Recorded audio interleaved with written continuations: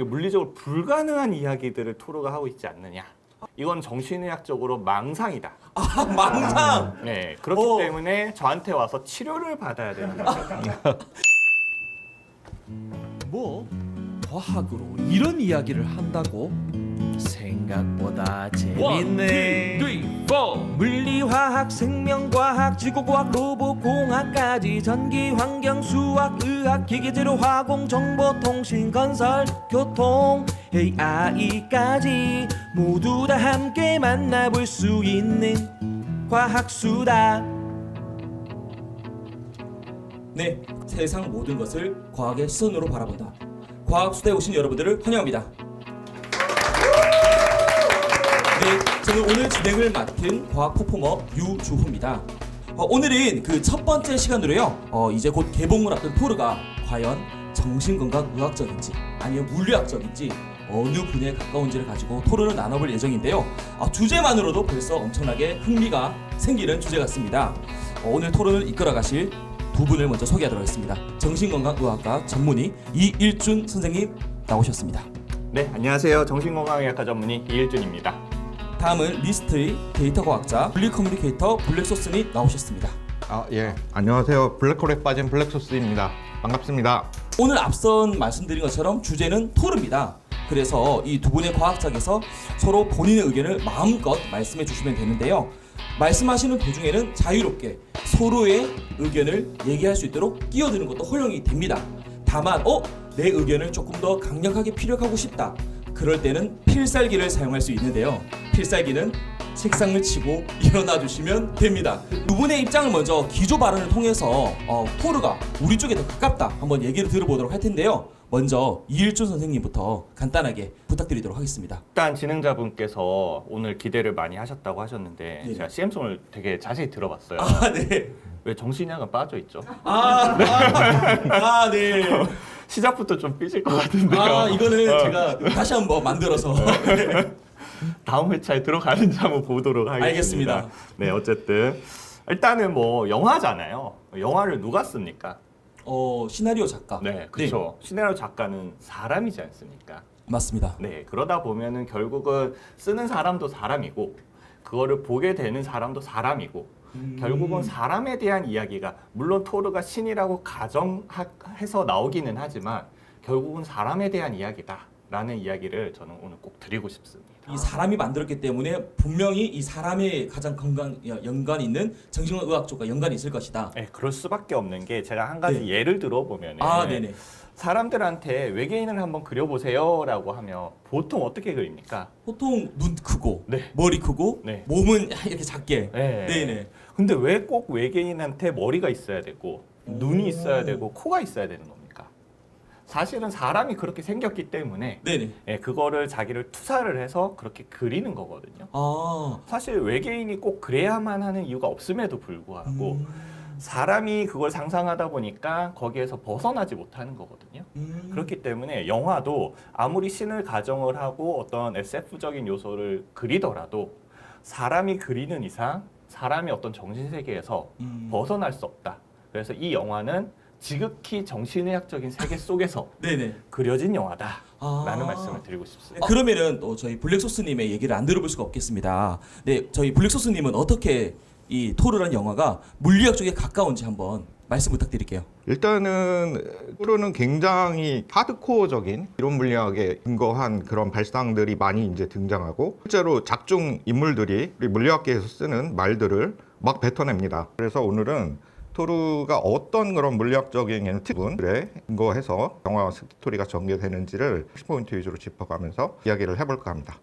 네, 지금 서로 전혀 다른 전공을 오셨는데요. 오늘 토르란 영화의 주제로 캐릭터부터 먼저 한번 얘기를 하면 좋을 것 같습니다. 이일전 선생님께서는 이 토르 영화를 보시면서 이 캐릭터도 간단하게 분석을 하신 걸로 알고 있는데 일단 뭐 영화가 토르니까 토르에 대한 이야기 먼저 드려보도록 하겠습니다.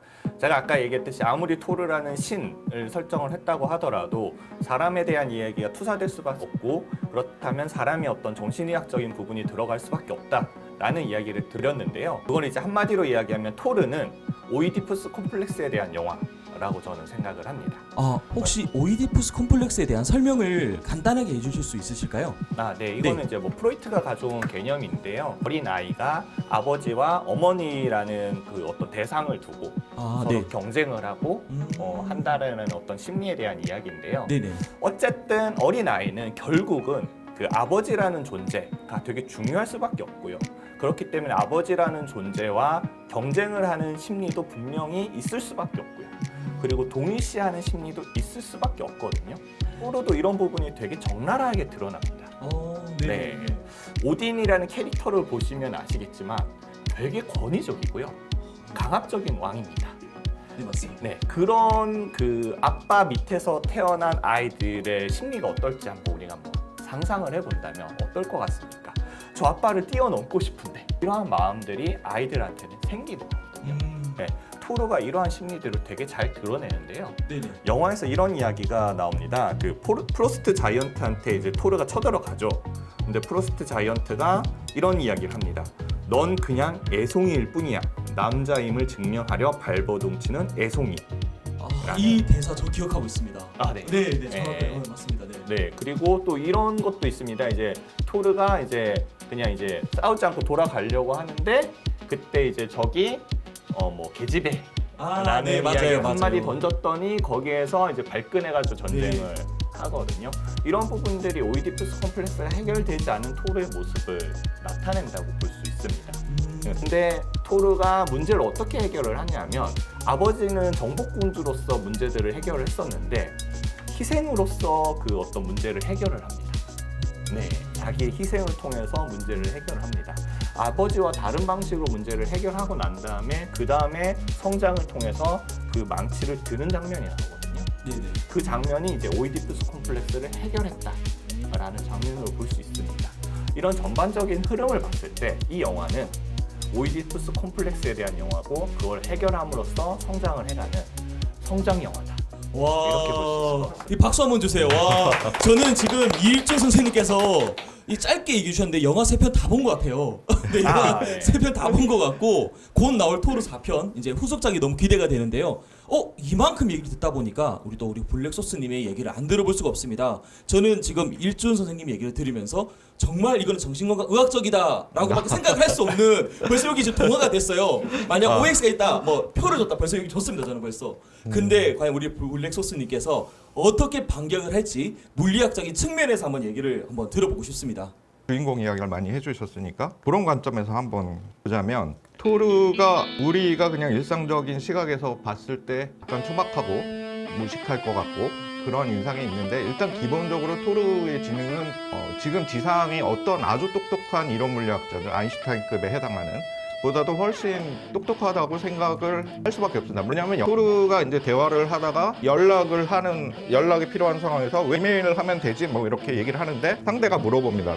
너 컴퓨터는 있냐? 근데 토르가 갑자기 그거에 대해서 그런 게 왜 필요하냐고 말을 하거든요. 그거는 사실은 이 사람은 놀라운 과학 지식을 갖고 있는 사이언티스트다.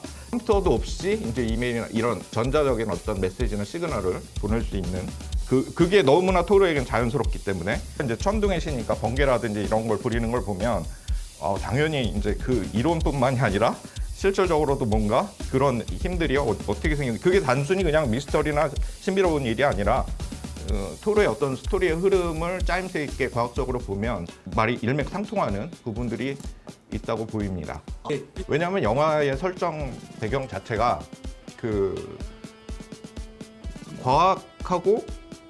과학이 너무 발달해서 이게 너무 발달한 과학 기술이 마법처럼 보이는 그런 아스가르드가 이제 그런 곳이라고 이제 기술을 하는 부분이 있고 그래서도 사람들이 굉장히 신에 가깝게 오래 살기 때문에 보통 평균 수명이 5,000년이라는 말이 이제 영화에 나오고 토르는 그중에 이제 1,500살 정도 지금 돼 있는 그런 설정인데 그 정도면은 거의 사람의 우리가 지상의 수명에 비하면 거의 무한하니까 신이라고 설정하는 것도 신으로 보는 것도 무리는 아니죠. 그러면은 그런 신적인 세계의 과학기술이라는 거는 어떠냐면은 되게 SF계에서 유명한 말이 있는데 SF 문학 영미권 이제 SF 문학계의 거장이죠. 그 아이작 아시모프랑 쌍벽을 이룬다고 할 수 있는 아서 클라크가 기술이 제법 충분히 발달하면 마법하고 구분이 되지 않는다라는 그런 언급을 해서 이게 굉장히 많이 이제 인용되는 그 말인데, 그러면 도대체 어느 정도로 발달한 과학이나 기술이 그렇게 될 것인가가 토르에서 이제 잘 나오고 있는 그런 배경을 갖고 있습니다. 예를 들어서 이제 초반에 토르 이야기를 하나 더 이제 덧붙이면, 토르가 그럼 얼마만큼 과학적인 지식을 초월하는 게 거의 본능화돼 있다라고 생각이 드는 대목이, 이제 보는 분에 따라서 시선에 따라서 다르게 해석될 수 있지만, 이게 물리학자가 볼 때는 토르가 이제 대화를 하다가 이제 연락이 필요한 상황에서 왜 이메일을 하면 되지 뭐 이렇게 얘기를 하는데, 그러면은 제가 그 상대 캐릭터가 누군지 그 장면에서 잠깐 지금 기억이 안 나는데, 상대가 물어봅니다. 너 컴퓨터는 있냐? 뭐 이런 식의 이제 물어보는데, 근데 토르가 갑자기 그거에 대해서 그런 게 왜 필요하냐고 말을 하거든요. 그거는 사실은 이 사람은 놀라운 과학 지식을 갖고 있는 사이언티스트다, 이렇게밖에 볼 수 그 컴퓨터도 없이 이제 이메일이나 이런 그 전자적인 어떤 메시지나 시그널을 보낼 수 있는 그게 너무나 토르에겐 자연스럽기 때문에, 이제 사실은 그 전자기적인 그런 현상들을 자유롭게 부리는 망치로 이제 토르가 이제 천둥의 신이니까 번개라든지 이런 걸 부리는 걸 보면 당연히 이제 그 이론뿐만이 아니라 실질적으로도 뭔가 그런 힘들이 어떻게 생기는, 그게 단순히 그냥 미스터리나 신비로운 일이 아니라 토르의 어떤 스토리의 흐름을 짜임새 있게 과학적으로 보면 다 이제 이 말이 일맥상통하는 부분들이 있다고 보입니다. 네. 일단 뭐 전체적인 그런 과학적인 이론 배경이라던가 물리학적 측면에서 말씀해 주셨는데, 그 토르는 막 천몇백 년을 살잖아요. 신의 영역이 있다 보니까. 그래서 이런 부분을 혹시 물리학적인 측면에서 설명이 가능한 부분인지가 좀 궁금합니다. 밖의 관찰자들이 빛에 가까운 속도로 굉장히 빠르게 움직이는 상황이 만약에 전제가 된다고 하면, 이거는 이제 상대론적 효과에 의해서 그런 가정을 전제로 하면, 우리는 그럼 어떻게 5,000년 넘게 사는 사람들을 관찰을 할 수가 있는가? 지구인이 빛에 가까운 속도로 빠르게 여행을 하면서 아스가르드를 보면은 시간이 더 느리게 가죠. 그렇기 때문에 저쪽에 아스가르드인들보다 훨씬 더 빠르게 움직이면서 아스가르드인들을 관찰을 하면 가능하죠. 그게 이제 시간 지연 또는 상대적으로는 수축 효과인데, 핵심은 빛에 가까운 속도로 가면 갈수록 누가 0살에서 5,000살이 되는 그 미래를 만날 수 있는 거죠. 예. 여기서 제가 질문이 네. 어떤 질문이실까요? 있습니다. 일단 뭐 그 부분은 이해를 했습니다. 빛에 가까운 속도로 이동을 하면 100세밖에 안 되는 수명으로도 5,000년이 되는 어떤 수명을 관찰할 수 있다. 근데 그렇게 움직이게 되면 상대적인 움직임 때문에 우리가 영화처럼 어떤 정지된 영상으로 관찰이 불가능하지 않을까? 뭐 그거는 이제 우리가 관찰 도구가 얼마나 또 첨단적이냐에 따라 뭐 다를 수 있는 문제라고 할 수 있는데, 저도 그 부분은 되게 불명확한 부분일 것 같아요. 어떻게 장면이 정말 그렇게 휙휙 빠르게 보이느냐? 네, 아까 지금 얘기해 주셨던 게 빛의 속도로 간다면은 다른 지역에서는 100년 정도밖에 시간이 안 흘렀지만, 다른 지역에서 뭐 1000년이 흐르는 게 가능하다, 물리학적으로. 혹시 제가 이해한 게 맞을까요? 상대적인 부분이기는 한데 네네. 중력이 강한 곳에서 또 시간이 느리게 갑니다.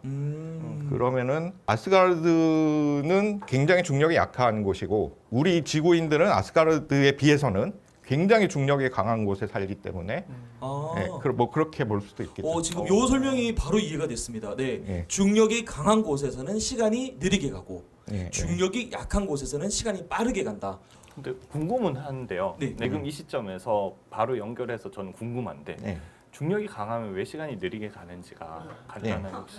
네, 점점 더 점점 더 몰라요? 네, 다 비슷할 것 같습니다. 네, 점점 더 강한 질문이 오고 가고 있고요. 네, 여기 지금 방청객 분들도 지금 상당히 반짝반짝 거리는 눈으로 지금 저희를 봐주시고 계십니다. 네, 한번 답변 부탁드릴게요. 필살기를 지금 써야 될 것 같습니다. 네, 필살기를 쓸 타이밍이 나왔습니다. 필살기는 규칙을 좋습니다. 일어나시면 됩니다. 일단은 지금 질문을 주신 맥락에서 필살기를 쓰기 때문에 하나 그 설명을 그 질문의 맥락에서 언급을 드리고 필살기로 세부적인 설명을 좀 드리면 좋을 것 같은데, 이거를 중력을 힘이라고 생각을 하면 좀 이해하시기가 어려운 측면입니다. 사실 중력은 우리가 력이라는 힘이라는 말을 붙였지만, 아인슈타인이 일군 제일 큰 업적이라고 해야 되겠죠. 중력이 힘이 아니라는 거를 본질적으로 중력은 힘이 아니라는 이야기를 했는데요. 그것과 시간이 느리게 가는 부분들을 같이 좀 필살기를 통해서 설명을 드리겠습니다. 필살기가 그 얘기만 있는 거는 아니라서 일단은 전반적인 그 설명을 좀 같이 드리겠습니다. 일단은 배경에 이제 토르에서는 이제 공간 이동을 자꾸 하는데요. 바이프로스트, 한국식으로는 뭐 비프로스트라고도 하기도 하는데 그런 일종의 터널, 뭐 채널 내지는 어떤 그런 이동 경로를 통해서 이제 이동을 하는데 그것이 영화의 흐름을 보면 웜홀이라고 하는 우리말로 뭐 벌레 구멍이라고도 하기도 하는데요. 이렇게 여기 왼쪽 사과에 이제 벌레들이 이제 저렇게 구멍을 파고 들어가죠. 벌레들이 이제 벌레 먹었다고 하죠. 보통 구멍이 저렇게 생기는데 저런 식의 구멍을 떠올리시면 되는데 저런 그 내부의 어떤 공간을 통해서 이동할 수 있게 하는 부분들이 웜홀인데 영화에서는 제가 이렇게 쭉 보니까 웜홀이란 말을 쓰지는 않습니다. 그리고 아인슈타인 로젠브리지라는 말을 이제 거기 나탈리 포트만이 연극 맡은 제인 포스터 박사가 직접 이제 언급을 하죠. 아인슈타인 로젠브리지 이게 웜홀의 하나고요. 그림 설명은 시간상 좀 생략을 해야 되겠는데 오른쪽을 먼저 말씀을 드리겠습니다. 오른쪽의 공간을 보시면 원래는 빨간 선을 따라서 저 우주의 푸른색 평면을 따라서 이렇게 이동을 해야 되는데 요 양쪽 위아래 평면 간에 어떤 이런 우리가 구멍이라고 하지만 약간 튜브 같이 저렇게 공간이 이어지는 부분들이 생기면 저거를 이제 보통 우리 웜홀이라고 많이 표현을 하고 아인슈타인 로젠브리지가 그 대표적인 이제 예가 됩니다. 근데 요거는 이미 1935년 논문 이게 그냥 영화에서 만든 얘기가 아니라 1935년 논문에 이렇게 요런 지금 화면이 잘 보이실지 모르겠는데 여기 그 논문 저자 아인슈타인하고 로젠 이름이 영어식으로 뭐 로즌 이렇게 발음도 하는데 요런 되게 짧은 논문입니다. 이 첫 페이지만 제가 크게 잡았고 뒤에 한 이제 5페이지 정도면 짧은 논문에서 이제 아인슈타인의 방정식을 풀어서 이제 요런 헤드를 구하죠. 방정식 풀면 요런 결과들이 이제 나옵니다. 그래서 아인슈타인의 방정식이 뭐냐? 이 블랙홀도 그렇고 웜홀도 그렇고 이 방정식 풀면 저런 다양한 이제 특이한 성질을 가진 그런 특성의 물체들이 이제 나오는데 아인슈타인의 이런 그 장방정식이라고 장방정식이라고 하고 그냥 또는 아인슈타인 방정식이라고도 하는데 여기서는 그 유명한 E는 mc제곱이 아니고요. 1915년에 발표한 E는 mc제곱은 특수상대성 이론의 영역이고 요거는 그거를 좀 더 일반 상대성 이론의 논문입니다. 사실 이게 물리학사에서 가장 아름다운 방정식이라고도 하는데 이 방정식이 갖고 있는 핵심 아이디어는 중력이 힘이 아니라는 거이고 그 다음에 빛이 우리는 직진한다고 알고 있는데 빛이 휩니다. 그래서 이런 효과들을 우리가 이제 빛은 사실 질량이 없다고 우리가 알려져 있는데 그러면은 빛이 그 질량이 있는 물체 근처에서 휘는데 왜 그러냐 하는 부분들이 이제 이 아인슈타인 방정식에 담겨 있는 아이디어인데요. 이거는 그 네덜란드 라이덴에 있는 어느 박물관에 있는 그 벽화인데 여기 그 위에 보시면 약간 이 타원형으로 동그란 별같이 큰 동그라미 위에 이렇게 휘어져 가는 경로가 이제 그런 빛이 휘는 걸 나타내고 있고 아래에 적힌 그 방정식이 이걸 그냥 쓰면 너무 딱딱할 것 같아서 이런 벽에 그려진 거를 제가 가져와 봤는데요. 바로 그 유명한 아인슈타인 방정식인데요. 요게 원래 이제 아인슈타인의 그 논문이고요. 이 방정식을 발표한.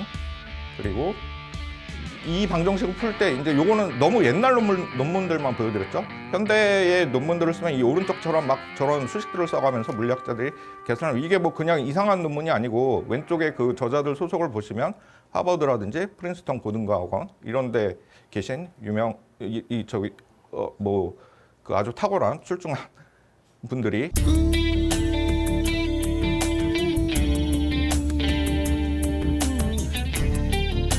토르가 방금 저희가 캐릭터를 통해서 이 영화는 본인 분야에 더 가깝다라고 주장을 펼치셨는데요. 조금 주제를 바꿔서 배경이 또 우주 이런 거 되어 있잖아요. 아 예. 네, 근데 이런 쪽의 부분에 있어서 이거는 아무래도 우리 쪽 분야에 더 가깝다라고 한번 설명을 좀 듣고 싶은데요. 그래서 어줍지 않은 물리적인 지식으로 이 토르 영화의 어떤 물리적인 배경을 봤을 때 네네. 이건 저는 이게 물리적으로 불가능한 이야기들을 토르가 하고 있지 않느냐 아 불가능하다. 네. 네네. 라는 궁금합니다. 생각이 들었습니다. 이 물리적으로 불가능한 이야기를 토르가 사실인 양 이야기를 한다면 네네. 이건 정신의학적으로 망상이다. 아 망상. 네, 그렇기 때문에 저한테 와서 치료를 받아야 되는 거다. 네. 라는 이야기를 하고 싶습니다. 어. 망상장애 환자들은 내가 기존에 세운 모델과 반대되는 근거가 바깥에 엄연히 존재함에도 불구하고 그게 검증되지 않는 겁니다.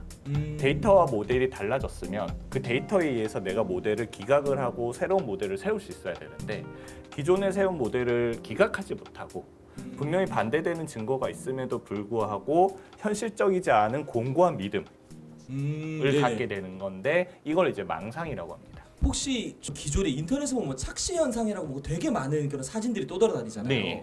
그런 것들 혹시 준비된 자료가 있으면 이걸 같이 설명해 주시면은 네. 이게 토르란 영화가 네. 망상부터 시작해서 지금 이해가 조금 더 편하게 되지 않을까라는 생각이 드는데요. 네, 지금 필살기스라고 되게 압박을 네, 주고 있는 압박 아닌 압박을 넣고 있습니다. 네, 그런 최대한 상황이니까. 네. 네, 그러면 가보도록 하겠습니다. 좋습니다. 그러면은 네, 일단 제가 착시와 관련된 그 그림을 몇 개 가져왔는데요. 정말 우리가 보는 세계가 사실일까에 대한 어떤 과학적이고 철학적인 이야기를 여러분들이랑 좀 한번 해보고 싶습니다. 그래서 일단 이 사진 보고 여기 방청객분들이랑 같이 좀 이야기를 하고 싶은데요. 아시니까 타일 2개로 그냥 얘기할게요. 네. 그래도 상관없잖아요. 어떻게 네, 편집할 때. 괜찮습니다. 네. 그 타일 2개에 그거는 이제 CG로 이렇게 어느 건지 넣어주시면 될 것 같고요. 타일 2개가 같은 색깔로 보이시는 분 혹시 계신가요? 지금 저기 화면에 보이는 약간 뭐 브라운 색깔과 약간 노란빛 색깔 말씀하시는 거죠? 그렇죠. 다른 것 같습니다. 네. 다들 다른 색으로 보일 겁니다. 아까 설명했지만 설명을 들어도 다른 색깔로 보입니다. 이거는. 네. 내가 알고 있어도 절대적으로 같은 색깔로 보이지가 않습니다. 근데 제가 이거를 그림판으로 떼서 붙였는데요. 정확하게 물리적으로 같은 파장의 빛을 반사하고 있는 타일입니다. 그럼에도 불구하고 우리의 뇌는 똑같은 파장임에도 불구하고 다르게 해석하고 있는 거고요. 그리고 우리의 뇌는 그 해석한 세계에서 살고 있는 겁니다. 세상을 있는 그대로 보는 게 아니라 해석한 세계에서. 그러면 이 해석이 어떤 의미가 있느냐라고 했을 때 진화적으로 봤을 때 우리는 이렇게 풍족한 먹을거리가 있는 세상에서 살았던 적은 거의 없습니다. 거의 대부분은 정말 굶어 죽을 만한 그러한 상황에 처해서 살아왔었고요. 그러한 우리의 조상이 어두운 밤거리를 걷다가 사과를 발견을 한 겁니다. 근데 봤는데 되게 검붉은 색에 뭔가 썩어 들어가는 듯한 느낌의 색깔인 겁니다. 먹고 싶습니까? 안 먹고 싶습니까? 안 먹고 싶죠. 안 먹고 싶어요. 그러면 지나갔을 겁니다. 근데 어떤 개체는 진화적으로 이거 어두운 곳에 있으니까 내가 보이는 것보다 더 밝을 거야 라고 해석해서 받아들인 개체가 있다고 칩시다. 그럼 그 사람은 지나가다 우리 조상님은 그걸 먹었겠죠. 그러면 전자의 개체와 후자의 개체를 비교를 했을 때 시간이 지나면 어느 개체가 더 많이 후손으로 많이 남겼을까라고 물어본다면 당연히 후자가 더 많은 후손들을 남겼을 거고요. 그럼 우리 후손인 우리들은 그러한 기제를 탑재를 하고 있다라는 겁니다. 그래서 우리의 뇌는 여긴 지금 그림자가 져서 어두워? 그러면 우리가 받아들인 파장보다는 더 밝게 해석을 하고요. 지금 여기는 밝으면 우리가 받아들인 것보다는 더 어둡게 해석을 하는 거예요. 그래서 이러한 착시가 일어나는 거고요. 이런 걸 봤을 때도 정말 우리가 보는 게 진짜 사실일까? 라는 부분이 있을 수 있고요. 우리의 뇌는 그렇기 때문에 우리 모두는 각자의 어떤 그 모델 속에서 살고 있다. 이렇게 보시면 좋을 것 같고요. 이게 이제 엄청난 논쟁이 일으켰던 사진이었죠. 자, 이제 이거가 흰색이랑 금색으로 보이시는 분 혹시? 네. 그리고 검정색이랑 파란색으로 보이시는 분. 그렇죠. 네. 이것 때문에 그 엄청난 논쟁이 일어났던 사진입니다. 자, 그러면 흰색이랑 금색이 사실일까요? 아니면 검정색이랑 파란색이 사실일까요? 뭐가 사실일까요? 사실 이거 자체부터 저는 말이 안 된다고 생각을 하거든요. 색깔은 이 세상이 존재하지 않습니다. 그냥 빛의 파장만 세상에 존재할 뿐이고요. 우리는 그 빛의 파장을 받아들인 다음에 그거를 그냥 나름대로 파란색으로 해석을 하고 있는 거고요. 금색으로 해석을 하고 있는 겁니다. 그렇기 때문에 오늘 제가 드리고 싶은 말씀은 내가 보는 게 사실이 아니다. 우리는 딱딱한 두개골에 둘러싸여 있는 뇌가 해석한 세상에서 살고 있다. 이 부분을 여러분들이 좀 받아들이신다면 사실 저는 이 깨달음이 그 사람들과의 관계에도 좀 더 윤활유를 줄 수 있다라고 생각을 하거든요. 왜냐하면 세상의 모든 싸움은 옳음과 옳음의 싸움이에요. 내가 오라, 네가 오라 라는 부분이거든요. 근데 이런 우리가 보는 세상 자체가 내가 보는 게 있는 그대로의 사실이 아닐 수 있다라는 깨달음을 갖는다면 어떤 그러한 고집들, 아집들이 좀 줄어들 수 있지 않을까라는 어떤 교훈적인 이야기와 함께 오늘의 결론은 우리가 보는 건 사실이 아니다 정도로 마무리를 하고 저는 앉도록 하겠습니다. 네, 감사합니다. 네, 박수 한번 부탁드리겠습니다. 네. 이일주 선생님께서 네, 자연스럽게 얘기 이어가시다가 저의 압박으로 필살기까지 자연스럽게 이어서 쓰셨는데요. 안 자연스러운 거잖아요. 네, 자연스럽게 쓰셨는데요. 네. 저는 이해가 딱 됐어요. 이 토르란 영화가 정말 이 뇌과학적일 수밖에 없는 이유는 내가 해석한 세계에서 살고 있기 때문에 그 해석한 대로 보고 있다. 그래서 토르는 망상적인 영화. 조금 더 정리를 해야 될 것 같아요. 토르 보면서 정말 어이없었던 것 중에 하나가 뭐냐면 갑자기 뭐 이렇게 뭐 중력 이상이 생겨가지고 막 행성을 오가면서 실시간으로 싸워요. 일단 그거부터가 저는 물리를 잘 모르지만 어떤 그 질량을 가진 물체가 빛보다 빠르게 그렇게 움직일 수 있느냐? 이건 물리적으로 불가능하다. 그리고 더 어이없는 건 그렇게 막 싸우다가 이상한데 지하철역에 떨어져요. 그리고 그렇게 빠르게 움직일 수 있으면 날아다니는 애가 날라서 가면 되지 지하철 타고 또 돌아가요. 이게 망상의 특징이거든요. 비논리적인 거. 앞뒤가 맞지 않고 내가 그러한 능력을 갖고 있으면 그 능력을 쓰면 되는데 능력이 있음에도 불구하고 망상 저희 실제로 저희 환자들 중에 망상을 가지신 분들은 되게 어마어마한 정지정능한 능력을 본인이 갖고 있다고 생각을 해요. 근데 현실에 쓰지 못하잖아요. 앞뒤가 안 맞잖아요. 토르도 똑같습니다. 자기는 그러한 능력이 있다고 함에도 불구하고 지하철을 이동을 하고 있는 이 시점에서 저는 이분을 보면 이분은 망상이다.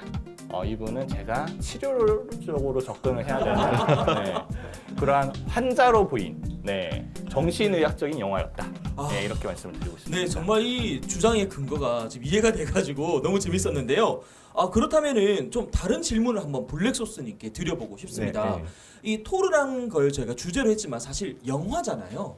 이 영화라는 거는 데이터를 기반으로 만들어졌다고 제가 짧은 지식으로 알고 있는데요. 이 데이터를 물리학적인 측면에서 만약에 다루게 된다면은 혹시 이거를 조금 더 쉽게 풀어내거나 혹은 그런 부분을 얘기해 주실 수 있는 내용이 있을까요? 사실은 우리가 어쨌든 인식한다는 건 비주얼하게 뭔가 이제 표현을 해줘야 되는데 그 지금 말씀하신 말도 안 되는 장면들을 연출을 하기 위해서는 당연히 이제 CG가 필요하고 일단은 물리적으로는 그런 CG라는 것 자체를 다 뜯어보면은 우리가 픽셀이라고 그러죠. 픽셀들이 이제 모인 게 다 이들의 데이터들이 비주얼한 표현을 해주기에 적합하도록 이렇게 조합이 된 건데요. 그런 장면을 이일준 선생님 말씀하신 대로 망상처럼만 우리가 어떤 이론적인 근거들은 가지고 있어야지 데이터들을 그렇게 생성할 수 있다. 그런 비주얼이 나올 수 있게 그렇게 한번 접근해 볼 수 있을 것 같습니다. 네, 지금부터 방청객분들의 질문을 받아보도록 할 텐데요. 지금 마이크 잡으신 분이 계세요. 네, 그래서 일어나셔서 성함과 자기소개 간단하게 해주시고 질문해 주시면 좋을 것 같습니다. 네, 안녕하세요. 반갑습니다. 저는 과학 커뮤니케이터 와트로 활동하고 있는 양현식입니다. 반갑습니다. 반갑습니다. 듣다 보니까 너무 일단 재밌었고 두 분께 좀 감사드린다는 말씀을 좀 드리고 싶었고요. 두 분께 혹시 하나씩 질문을 좀 각각 드려도 괜찮을까요? 네, 좋습니다. 네. 일단은 블랙소스님. 일단 옷부터가 일단 되게 블랙 좋아하시는 것 같아가지고 네, 블랙소스. 그 장방정식 이야기하다가 조금 제가 떠오른 문장이 있는데 문장이라기보다는 뭐라고 할까요? 개념이라고 할까요? 그 블랙홀과 웜홀이 어떤 사람이 이 아인슈타인 장방정식을 해석해봤더니 블랙홀과 웜홀이 있을 수밖에 없다라는 결론을 이렇게 내렸다고 해요. 근데 이게 사실은 직관적으로 이해가 잘 안 돼가지고 이 우주에 블랙홀과 웜홀이 왜 존재하는 걸까요? 그건 여러 각도에서 설명할 수 있는데 심플하게 답을 드리면 수식을 풀어보니까 그렇게 나오더라.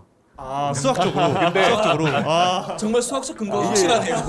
이게 신의 언어라고 아까 말씀을 드렸잖아요. 그래서 사람이 우리가 왜라는 거를 먼저 이해한다는 거를 어떤 현상적인 측면, 관측적인 측면, 우리의 직관적이거나 상식적인 측면에서 이해하고 갈 수도 있지만 그런 게 잘 안 될 때 수학이 되게 이제 유용한 도구이고 혹시 제 필살기 자료를 아까 잠깐 띄워주실 수 있을까요?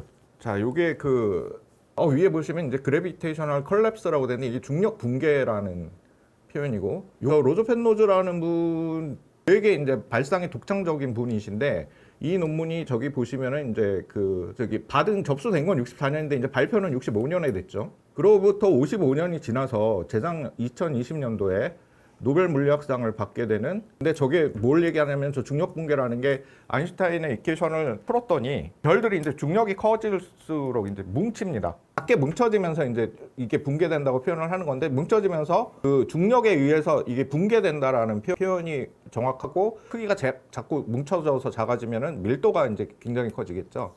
이제 그거를 수학적으로 입증을 했고 그 현상을 이제 수식으로 나타낸 게 이제 아인슈타인 이퀘이션이고 그 예측을 몇십 년 전에 저렇게 이제 할 수 있었고 그런 정도 설명을 드릴 수 있을 것 같습니다. 네. 지금 질문에 대한 답변을 약간은 조금 더 수학적 검증 혹은 지금 여기 노벨상까지 이제 말씀해 주셔가지고 약간 이해가 됐는데요. 또 다른 질문이 있다고 제가 들었습니다. 네. 네. 저 반대편에도 제가 되게 재밌었던 게 사실은 이게 주제를 처음 들었을 때 살짝 이거 밸런스 붕괴가 아닌가. 누가 봐도 물리학이 압살하지 않을까라고 생각했는데 생각보다 너무 이게 영화의 장면들이 착착 퍼즐처럼 이렇게 맞춰 나가가지고 되게 재밌었어요.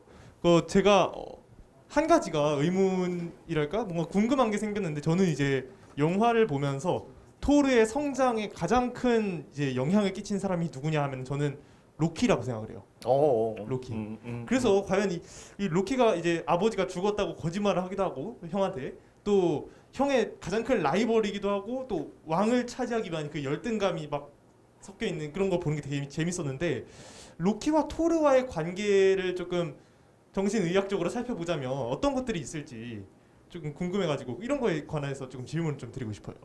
네. 일단 토르에 대해서는 말씀드렸고 사실 둘 다 오이디푸스 컴플렉스가 되게 큰 존재라고 좀 보면 될 것 같고요. 로키도 그러한 부분들이 그 영화를 보면 되게 많이 나타납니다. 아버지 저 해낼 수 있었어요. 조금만 더 하면 해낼 수 있었어요. 근데 그때 오딘이 부정을 합니다. 딱 부정을 한 순간 그 손을 놔버리고 이렇게 우주로 떨어지는 장면이 나오거든요. 그런 부분을 봐도 그렇고 그리고 토르가 로키한테 너 왜 이렇게까지 하냐라고 할 때 로키가 이렇게 이야기를 합니다. 아버지 아들이 될 자격을 증명하고 싶으니까 라고 이야기를 하고 또 로키가 토르에게 이런 얘기도 합니다. 난 항상 그림자였어. 형의 그늘에 늘 가려서 살았지. 그리고 어머니에게 제가 자랑스러우세요? 라고 묻는 장면도 나오거든요. 이런 걸 보면 결국 아이들의 심리를 잘 이해할 필요가 있는데요. 토르든 로키든 인간의 아이는요. 다른 동물들의 새끼와 달리 태어나서 스스로 독립적으로 생존이 불가능한 존재입니다. 그렇기 때문에 꼭 부모의 어떤 힘이 되게 중요하고요. 그러면 내가 부모에게 얼마나 인정을 받고 부모에게 얼마나 사랑을 받느냐라는 신호는 그 아이의 생존과 직결되는 문제이거든요. 그래서 인간의 아이는 필연적으로 부모에게 얼마나 인정받을 수 있느냐가 되게 심리적으로 되게 그 무의식적 기저에 되게 깊숙이 박혀 있고요. 토르랑 로키도 신으로 가정되어 있기는 하지만 아까도 말씀드렸듯이 인간의 심리가 투사되어서 그려진 영화이다 보니까 그러한 인간의 어떤 기본적인 무의식적인 부분들이 로키와 토르에게 잘 녹아져 있다. 이렇게 좀 이해를 하시면 될 것 같습니다. 네, 방청객분께서 질문을 주셨는데요. 또 블랙소스님과 우리 또 일주님께 질문을 주셨는데 혹시 또 다른 방청객분의 질문이 있으면 하나 정도는 더 받을 수 있을 것 같습니다. 저는 과학시민단체 ESC라는 곳에서 일을 하고 있는 이강수라고 합니다.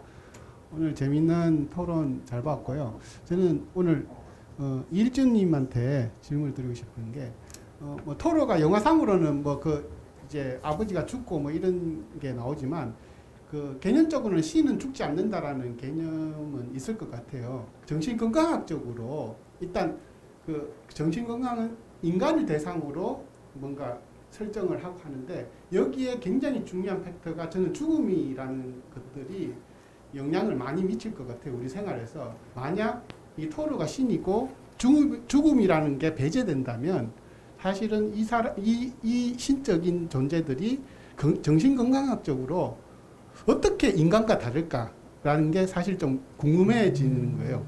과연 이런 것들이 사랑을 할 수 있을까? 이런 존재들이 뭐 이렇게 또 뭐 이게 이타적인 삶을 살 수 있을까?